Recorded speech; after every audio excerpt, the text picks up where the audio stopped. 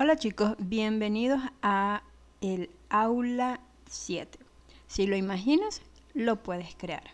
Vamos a comenzar con el primer vídeo del canal oficial y es sobre algoritmo. ¿Qué es el algoritmo? Aquí yo lo representé en 3 pasos. Inicio, donde adquirimos datos; proceso, donde se crea o se genera una transformación; y la salida, que es parte del resultado que se obtiene de la transformación. El algoritmo en sí es una estructura que está compuesta de una serie de pasos ordenados y consecutivos que nos llevan a resolver una petición, varias peticiones o cualquier problema. La metodología que se utiliza a través del computador para solucionar problemas es el problema en sí, análisis del problema, el diseño que se va a utilizar para la solución, la codificación, la documentación, la prueba y depuración. Se me olvidó otro paso que es el mantenimiento. ¿Qué pasa? Primero nosotros debemos saber cuál es el problema. Luego debemos analizar, aplicar la lógica que podemos utilizar para realizar diversos procedimientos y así dar con la solución del problema. Para ello utilizamos un código. Ese código o esos datos que nosotros obtenemos del enunciado, que es donde está el problema, nosotros lo vamos a pasar por una serie de pasos, valga la redundancia, y luego lo vamos a llevar al código. Para que nosotros podamos darnos a entender, nosotros creamos un tipo de documentación, que es la documentación externa. Es decir, ustedes saben lo que es un manual de usuario, ¿verdad? Cuando ustedes compran algún dispositivo, por ejemplo los teléfonos, trae un manual. Casi nadie lo lee, pero hay gente que sí lo lee. Esos manuales son parte de la documentación externa y nos sirve para saber el funcionamiento de dicho dispositivo que hemos comprado. En cuanto a la documentación interna, es la información privada que tienen las empresas y los desarrolladores que suelen tener para saber de qué se trata cada comando que han ejecutado en su sistema. Cuando hablamos de pruebas y depuración, estamos hablando de pruebas alfa y beta. En cuanto a las pruebas alfa, son las que utilizan los especialistas para obtener ciertos errores. Y las pruebas beta son las que se hacen a medida que el usuario utiliza el sistema y ve algunos errores. Todo ello es para la captación de errores que luego se van a depurar. Y lo que es el mantenimiento, bueno, eso es para hacer que el sistema se mantenga funcional. Los elementos de un algoritmo. Tenemos palabras reservadas, que son esas predefiniciones, es decir, por ejemplo, el inicio.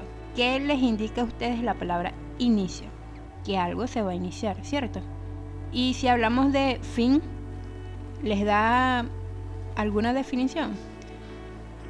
Es decir, se va a finalizar algo. Cuando hablamos de enteros, reales, booleanos, carácter, cadena, son palabras que ya un lenguaje de programación sabe a ciencia cierta qué significa. Es como cuando nuestro cerebro está configurado para nosotros saber qué son ciertas cosas. Por ejemplo, en el semáforo nosotros sabemos qué nos indica el color rojo, qué nos indica el color verde y qué nos indica o qué significa la luz amarilla. Cuando nosotros vemos un peatonal, sabemos a qué hace referencia esas líneas blancas en el piso. Cuando vemos las líneas entre las calles, toda nuestra vida está rodeada de algoritmos. Y todo algoritmo tiene palabras reservadas, es decir, predefiniciones que nos indican qué significa cada comando o cada ejecución que nosotros vemos en dicho algoritmo. Ahora, en cuanto a las constantes, durante toda la codificación vemos constantes. Son terminologías que en el proceso de codificación no varía. Es decir, siempre son el mismo valor o siempre tiene el mismo valor. Por ejemplo, si nosotros vemos un símbolo de pi, nosotros sabemos cuál es el valor de ese pi, que es 3,1416, ¿cierto? Bueno, para otras personas será otra cifra. pero en sí el pi no cambia, es una constante. De la misma forma, las variables sí varían, no son constantes, son variables y por ello el nombre. En el caso de las variables tenemos las variables enteras, las reales, las booleanas, los caracteres y las cadenas. En cuanto a las enteras, se compone de números que no tienen decimal, se encuentran en la recta numérica. Y los reales sí son números decimales, pero a su vez contienen enteros, es decir, números sin decimales. Entonces, las enteras solamente tienen números enteros, no decimales. Pero en las reales sí encontramos números enteros y decimales, es decir, encontramos tanto enteros como reales. Las variables booleanas nos hacen referencia a lo que es verdadero o falso, un sí o no. Y esto también se puede representar con un 1 siendo sí y el 0 siendo no. También tenemos las variables que son caracteres. A esto me refiero con que solamente contienen un carácter. Puede ser de la letra A a la letra Z, un símbolo como el peso, un símbolo como el del dólar, un símbolo como el más, menos, multiplicación, arroba, todo ello. En cuanto a las cadenas, las variables cadenas son aquellas variables que tienen dos o más caracteres. Mayormente se utilizan para los nombres. En cuanto a la simbología, bueno, en matemática tenemos cierta simbología que en algoritmos se suele utilizar, pero hay ciertos operadores que no tienen la misma simbología. En el caso de la suma y la resta, como ustedes están viendo, sí tienen la misma simbología, pero en la multiplicación el algoritmo usa el asterisco como símbolo y la división usa el slash. El exponente usa dos tipos de símbolos, una flechita hacia arriba y el angular hacia arriba. Y en el módulo utiliza el mod. Otro tipo de simbología que tenemos en el pseudocódigo, ojo, pendiente aquí, nosotros vamos a trabajar solamente con los pseudocódigos. Ok, tenemos el mayor que, tenemos menor que, tenemos mayor o igual que, tenemos menor o igual que y tenemos diferente de. En el diferente de coloqué los paréntesis angulares y el i igual. Eso es diferente de. Hay uno que es que el slash tacha al igual, pero ese no lo coloqué.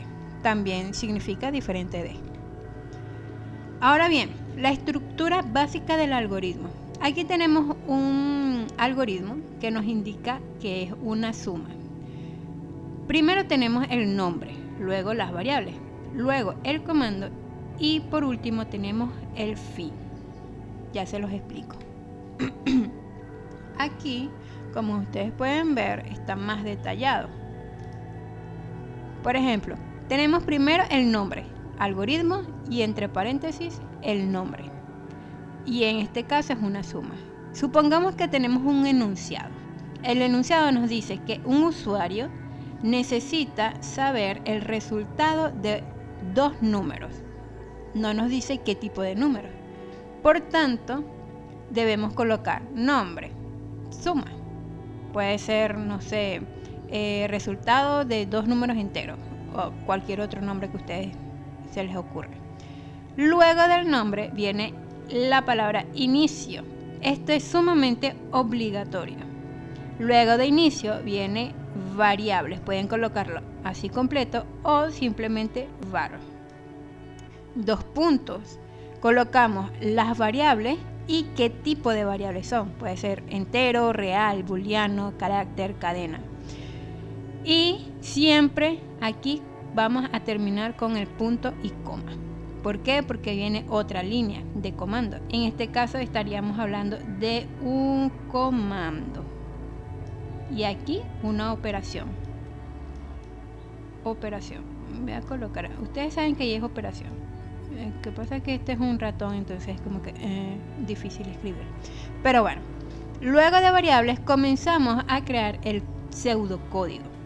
En este caso utilizamos el término mostrar para solicitar un dato. Esta es otra cosa. Si el enunciado nos da un problema y no nos da un dato, quiere decir que nosotros debemos solicitar esos datos al usuario. Por ejemplo, nos dijo que necesita el resultado de 2 números, pero ¿cuáles son esos 2 números? En ese caso nosotros mostramos por pantalla, supongamos que nosotros estamos aquí y el usuario tiene su pantalla, ¿cierto? En el backend, este es el backend y este es el frontend. El backend es el espacio donde nosotros escribimos el pseudocódigo o códigos y el frontend es todo lo que va a ver el usuario. El usuario solamente va a ver lo que está dentro de las comillas y el resultado. Ya les explico. Nosotros aquí escribimos el pseudocódigo, ¿cierto? Y le hacemos una petición. Mira, usuario, ingrésanos el primer nombre. Entonces él solamente va a ver esto. Ingrese el primer número. Dije nombre, ¿verdad? Bueno, es número. Ingresa el primer número. Y él viene y coloca el primer número. ¿Qué hacemos nosotros? Nosotros vamos a colocar leer para captar ese dato, que es ese primer número, y lo colocamos en una variable. Es decir, las variables sirven para almacenar datos. Puede ser datos del enunciado o datos que nos provee el usuario. Entonces, aquí tenemos el primer dato y la primera variable, obviamente. Quiere decir que las variables están en leer. Mostrar, ingrese el segundo número. Mira, necesito un segundo número. Y viene el usuario y nos da otro número. Y ese lo vamos a guardar en num2. Esta es otra variable. Ya van 2 variables. ¿Qué pasa? Que nosotros necesitamos hacer una suma. Recuerden que en todas las líneas estoy colocando punto y coma.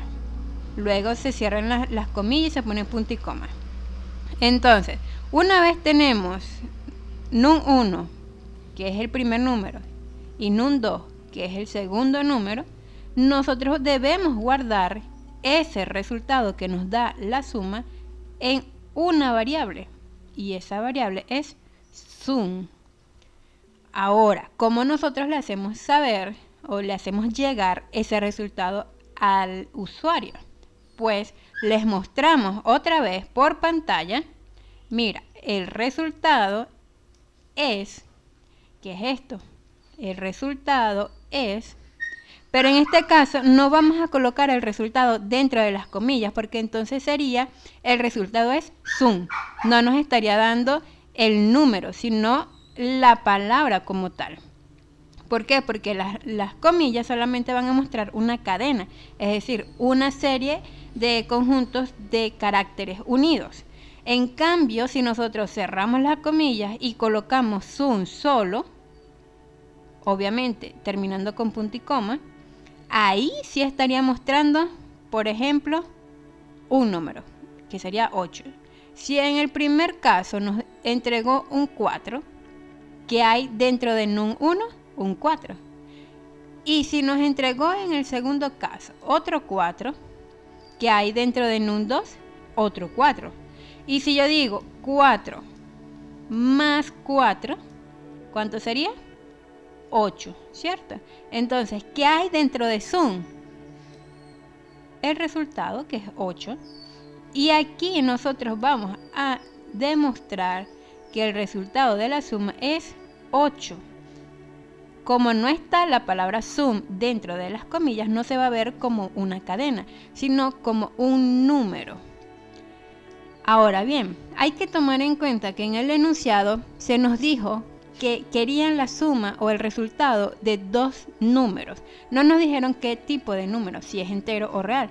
Por tanto, en las variables, cuando vamos a declarar la variable, los 3 son reales. ¿Por qué? Porque si yo coloco que solamente es un int, o sea, un entero, me va a buguear el código, porque el usuario pudo haber colocado un decimal, y en los enteros no se pueden colocar decimales. Por tanto, si colocamos real, donde sí pueden haber enteros y decimales, entonces ya no me va a dar un bug o un error el código. Son cositas que hay que tomar en cuenta y que vamos a ir aprendiendo con la práctica. Ahora, mostrar. Se utiliza cuando deseamos mostrar un mensaje en la pantalla para el usuario. Los paréntesis angulares de inicio es la simbología utilizada para que el mensaje pueda salir a través de la pantalla. Leer es el término que utilizaremos para almacenar la variable que nos digite el usuario. En este caso, las variables están al lado de leer. Esta es una variable, esta es otra variable. Y además, en cada operación se nos da una variable. En este caso, zoom es otra variable. ¿Por qué? Porque es el resultado de una operación.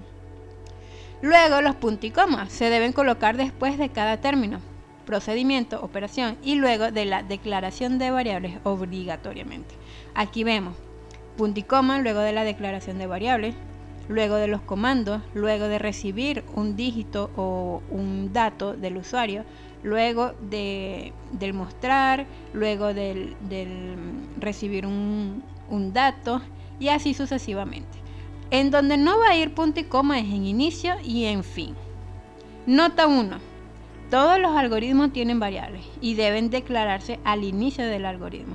Aquí se declaran las variables. Esto se llama declarar variables. Si ustedes no colocan el tipo de variables ni declaran variables, entonces el programa no va a funcionarles. Muy bien, chicos, hasta aquí el vídeo. En los próximos videos voy a estar colocando ejemplos y vamos a seguir con el contenido de algoritmos para explicarle más cosas del pseudocódigo. No olviden suscribirse en mi otro canal de YouTube, en este canal. Mi otro canal se llama YourMedic y en Instagram pueden seguirme a Mari Piso Camargo. Nos espero ver en otra emisión de Aula 7. Chaito.